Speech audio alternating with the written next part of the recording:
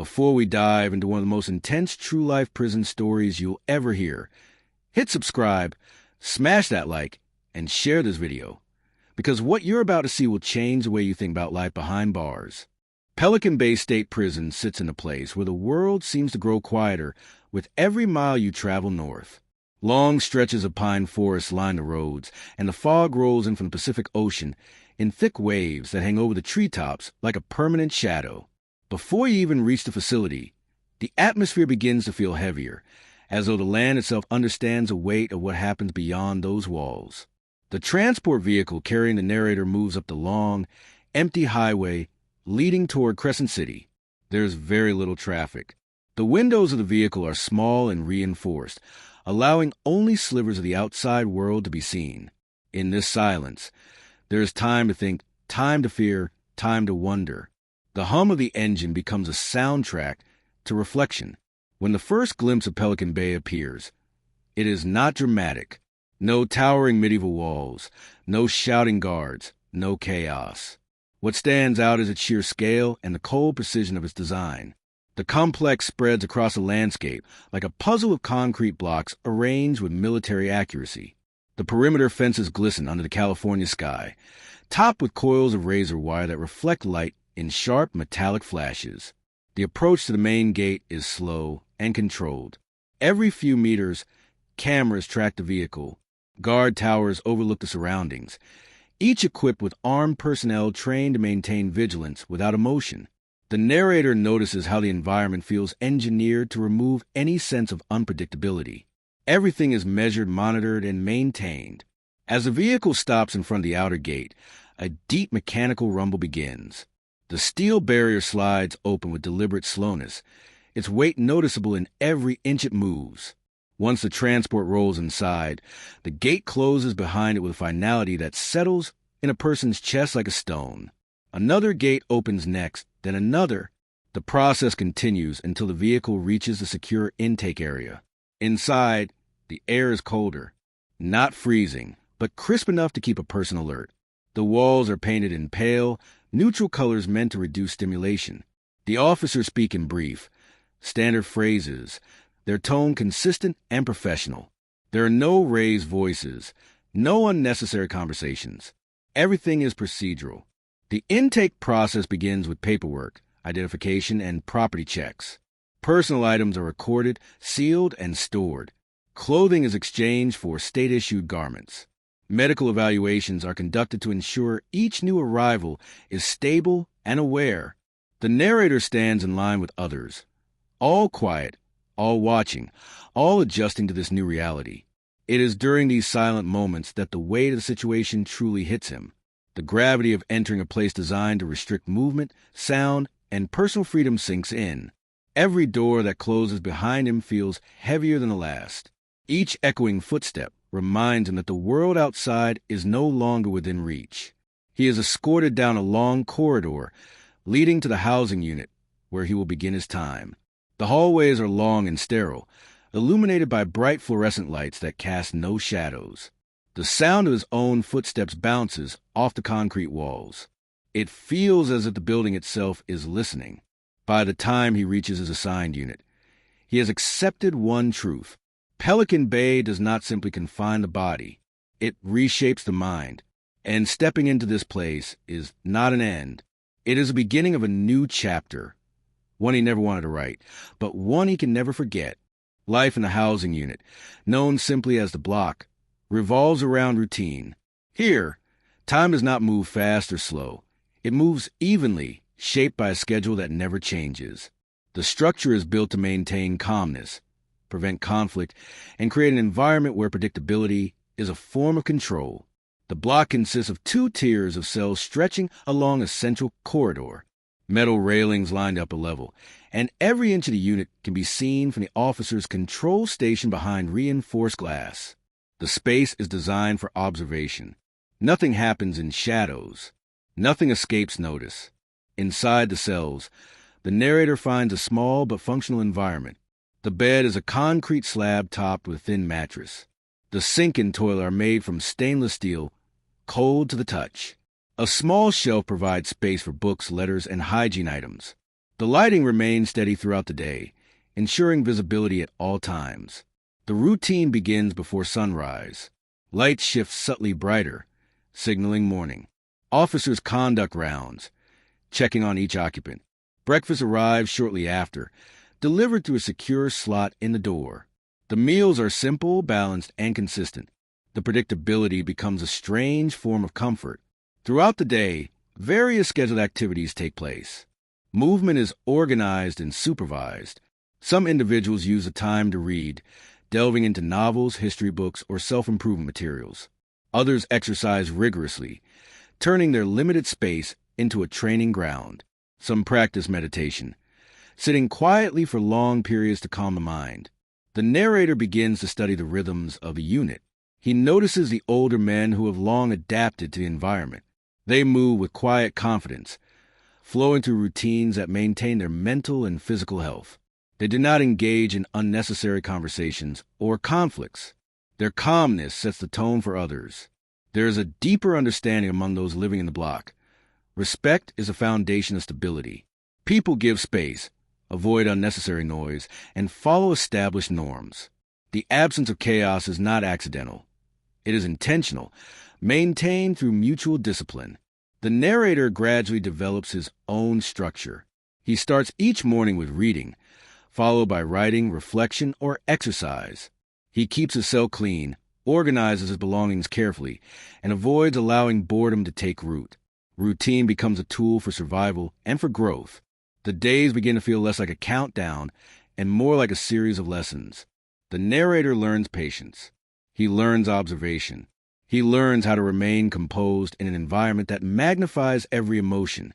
The block, which at first felt like a place designed to suppress life, becomes a place where discipline and self-control are strengthened.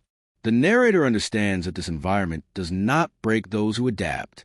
It sharpens them, and in the quiet structure of daily life, he finds a sense of clarity he did not expect.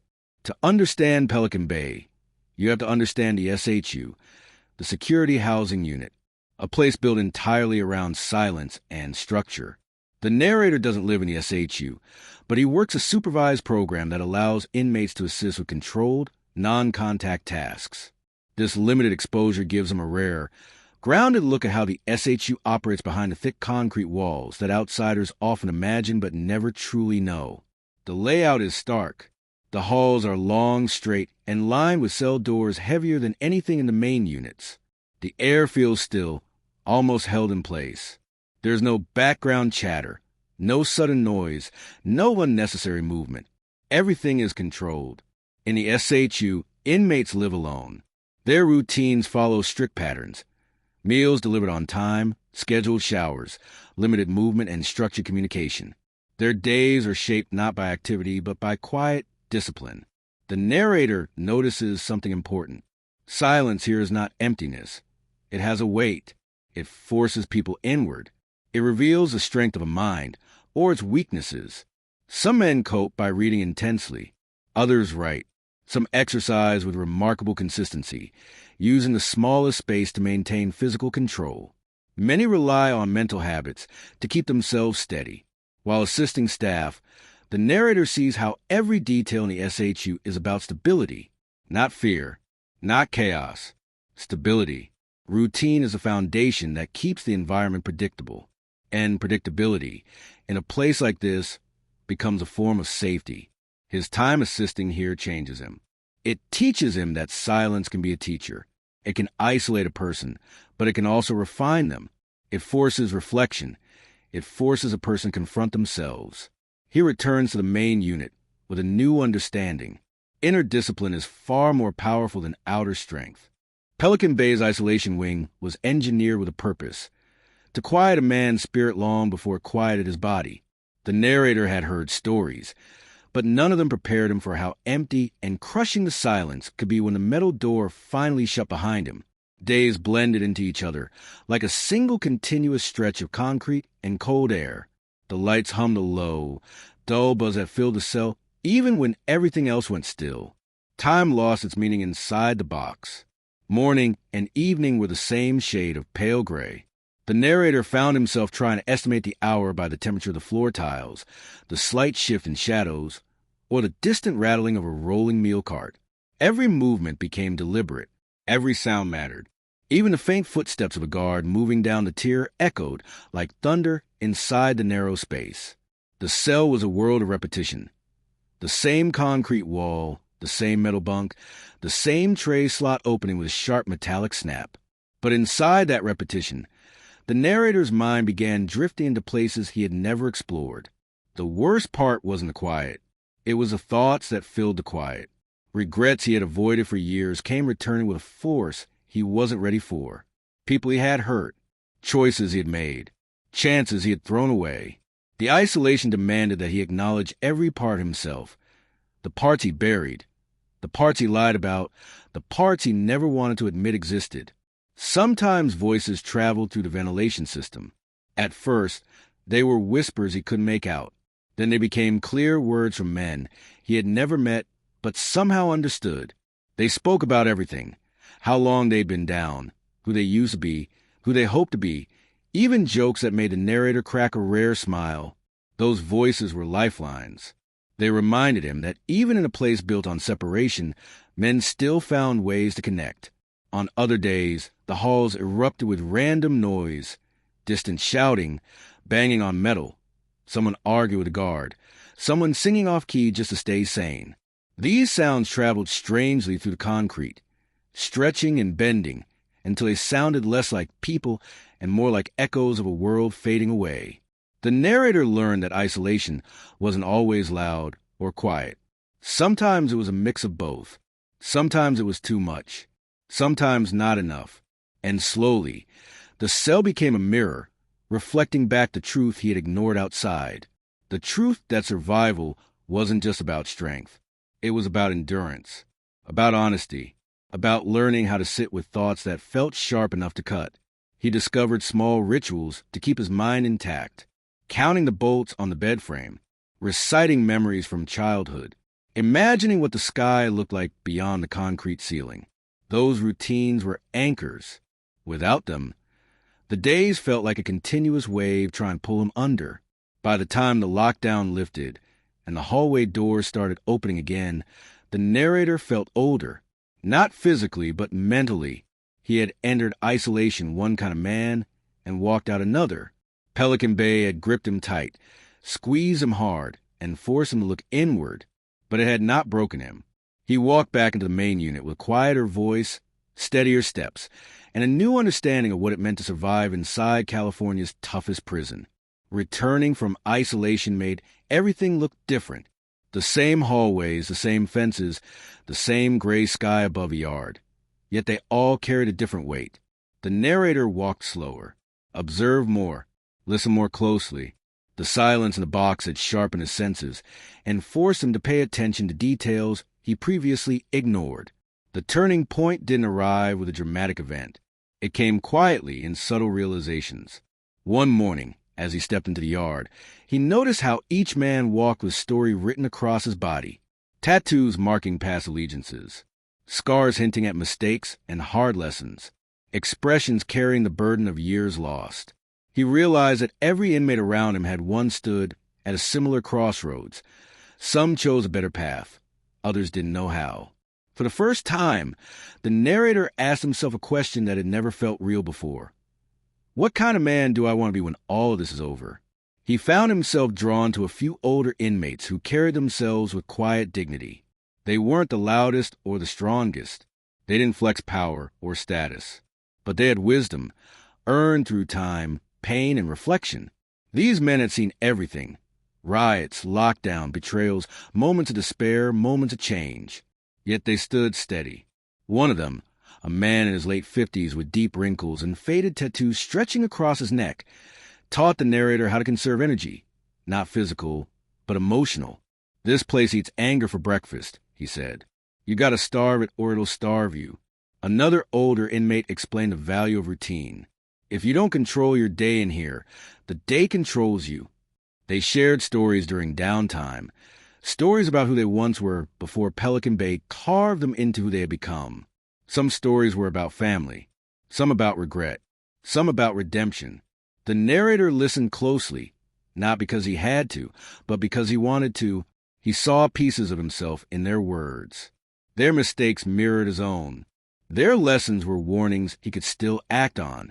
Over weeks, these men became mentors, not through formal guidance, but through example. Their calmness softened the narrator's own restlessness. Their discipline steadied his thinking. Their honesty challenged him to confront parts of himself he once avoided. He began realizing that survival wasn't just about making it through each day. It was about shaping yourself during process. Isolation had forced him inward. These mentors helped him look forward. He started writing, not to pass time, but to understand himself better. He wrote about his childhood, his mother's voice, the friends he lost, the decisions that led him here, and the man he hoped to become. One mentor told him, "Writing is how you free your mind before your body ever leaves a gate." Slowly, the narrator's future stopped feeling like a distant idea and started feeling like something he could influence. He set rules for himself. Stay out of trouble. Listen more than you speak. Avoid pride. Avoid shortcuts. Walk away from chaos. The prison didn't change, but the way he moved inside it did. When he looked at the fences surrounding the yard, he no longer saw only confinement. He saw a challenge, a barrier he planned to walk beyond someday, not as the same man who entered, but as a better version of himself. Choosing a different path didn't make the days easier, but it made them meaningful. It gave him a reason to wake up with a purpose. And in a place as unforgiving as Pelican Bay, having purpose was a victory every single day. He understood now that transformation wasn't loud. It wasn't dramatic. It was built in small decisions, whispered truths, and quiet moments of clarity. And as he continued to walk through the harsh corridors of California's toughest prison, one thing became clear. He had decided who he wanted to be, and nothing inside those walls would change that again.